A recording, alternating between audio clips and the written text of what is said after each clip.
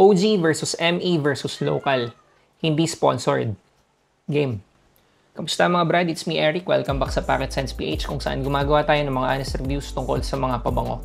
Sa video na to, pag-uusapan natin hindi lang isang pabango, kundi tatlo. Kung sa YouTube ka nanonood, isang buong video lang to, pinagsama-sama ko na. Kung sa TikTok ka nanonood, hinati ko sa dalawa. Ma-exceed daw kasi ang attention span ng mga nanonood sa TikTok, kaya baka hindi nyo panoorin pag masyadong mahaba yung in-upload ko sa TikTok. Yung una, review sa Surge of Naxos. Yung pangalawa, OG versus ME versus local. Surge of Naxos, Vow Elegante ng Paris Corner at Chrome ng Gem Perfumery. Chrome ng Gem Perfumery lang talaga dapat to. Pero since inspired to ng Surge of Naxos, isama na natin yung OG. Saka samahan na natin ng isang ME. ME stands for Middle Eastern Perfume. Para lang malinaw. Naging hot topic ang ME versus local recently. May mga nagalit, may mga nag-agree. Marami rin akong natutunan sa mga nabasa kong comments. After nung video ko tungkol sa SimLab, isa ang Gem Perfumery sa mga nag-message. Nagsabi sila na kung pwede magpadala ng samples. Sabi ko, bibili na lang ako. Nagpasalamat ako sa offer. Pero sabi ko, bibili na lang ako para suporta na dun sa kanila. Tapos, para hindi masabi ng mga makakanood na itong review na bayad or binigyan ng libre kaya may bias. Hindi rin ako nagsabi sa kanila kung kailan ako bibili. Gumamit ako ng ibang account sa pag-checkout para hindi talaga nila alam. Idagdag ko lang, bumili ako ng decant ng Naxos dahil wala nga akong full bottle. Naisip ko lang kasi ipa-sniff sa ibang tao para may added input sa gagawin kong review. Yung mga pinasniff ko, mga hindi frog heads. Naisip ko kasi mas maganda yung ganun para mas casual yung pag-define or pag-explain nila dun sa scent. Uploaded na rin yung videos nila, check nyo na lang. Okay, brief review muna tayo sa Naxos. Tapos sa dulo, comparison sa ME tsaka sa local. Sa initial spray, bright and sharp citrus na may kasamang lavender. May pagka-menthol yung dating, malamig tsaka presko. Marketed unisex pero para sa akin yung opening neto, very manly. After a few minutes, dominated ng honey at spice yung mid. May floral sa background pero nangingibabaw yung honey and spice. Papuntang dry down, lalabas yung tobacco leaf, vanilla at tonka bean. Ang deep at ang rich ng amoy. Naghahalo yung linamnam tsaka yung tamis. Pagdating sa dry down, mas madaling sabihin na unisex nga to. Classy, confident at very interesting in a good way. Strong for the first 2 hours. Malakas din ang sillage, nag-iiwan ng classy na presence. Longevity, more than 8 hours sa skin. Sa damit, definitely tumatagal na isang araw. Yung in-spray ko dun sa card o sa paper strip, iniwan ko sa kotse at hanggang ngayon naamoy ko pa rin dun. When and where to use? Cold weather. Mas bagay talaga siya sa malamig na panahon. Air-conditioned setting pwede. Evening events, dates, formal gatherings. Parang okay lang din naman siya for casual pero mas bagay lang talaga siya sa malamig. Hindi siya bagay sa mainit. Nasubukan ko last Sunday. Umattend kami sa binyag. Mainit sa simbahan. Hindi maganda yung pakiramdam na naaamoy ko siya habang ganun kainit. Pinagpapawisan ako parang ang lagkit. Age suitability, 20s and up. Medyo may pagka-mature yung vibe niya. Tsaka nagpo-project siya ng class at confidence. Kung type mo yung sweet, classy, and confident vibe, baka pwede sa'yo to. Surge of Naxos. Ang tanong ngayon, how does Naxos compare with its alternatives? Tinesting ko sa skin, tinesting ko sa clothes. Tinesting ko rin sa paper strips, yung card na ginagamit ko. At sa overall performance, lamang ang OG. Pero surprisingly, hindi ganun kalaki yung agwat nung lamang niya dun sa ME at sa local.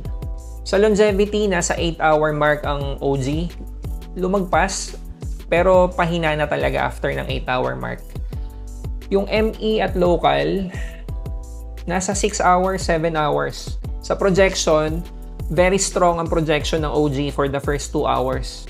Ang ME at local naman, medyo strong yung projection for the, siguro, less than 1 hour. Mas malakas at mas nagtatagal ang projection ng OG. Lahat sila nag-iiwan ng scent trail na nagtatawag ng atensyon. Lahat sila tumatagal ng isang araw pag in-spray sa damit.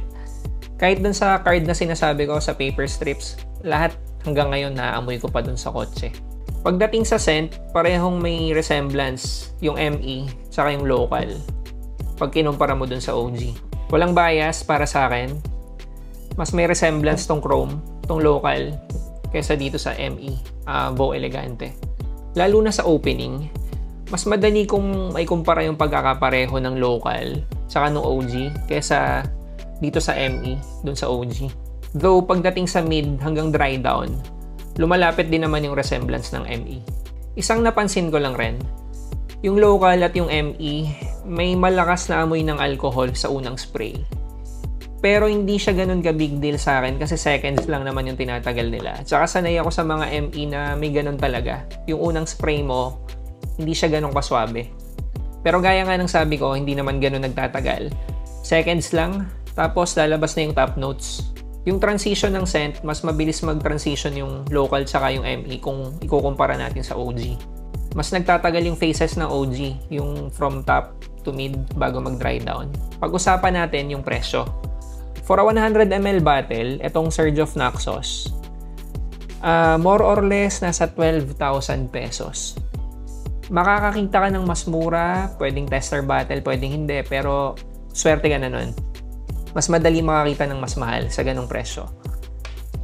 Itong ME, Vow Elegante, Emir Paris Corner, chinek ko sa Shopee, naglalaro sa 1,100. May nakita ko lumalagpas ng 1,300. So, I'm not sure kung dahil sa mga vouchers, pero sa ganong presyo lang siya naglalaro. Itong Chrome ng Gem Perfumery, nabili ko 699 pesos, pero may voucher. So, 560 nag-end up yung pagkakabili ko sa kanya. Pero, 50 ml lang siya.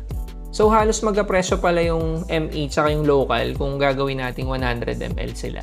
Ang tanong ngayon, worth it ba bumili ng local o go for ME na lang? Kung irarank ko yung tatlo, syempre OG yung nasa pinakataas kahit na mas mahal siya. Pangalawa yung local, tas pinakababa ko itong ME. Sa scent tsaka sa performance kasi walang duda, yung OG talaga yung bida. Pero lintik naman kasi yung presyo, di ba? Ito ngang 0.5 ml decant, 149 pesos yung bili ko dito. Hindi din ako masyadong fan ng scent DNA ng Naxos. So, malamang kung bibili ako ng bote, hindi ako bibili ng full bottle ng OG. Mamimili lang ako dito sa local, tsaka dito sa ME. Kung bibili ako ng alternative para sa Naxos, mas pipiliin ko yung local, yung Chrome ng Gem Perfumery. Mas faithful siya dun sa scent DNA ng Naxos. Tapos same lang naman yung performance nila netong Vow Elegante. Sulit ba to sa presyo niya? Para sa akin, masyado kasing mataas yung presyo ng Naxos. Ngayon, para sa akin, better alternative naman to kaysa dun sa OG. So, kung gusto mo yung scent DNA ng Naxos, I think sulit naman siya sa presyo niya. Lilinawin ko lang, hindi to sponsored. Ako ang bumili nitong bote.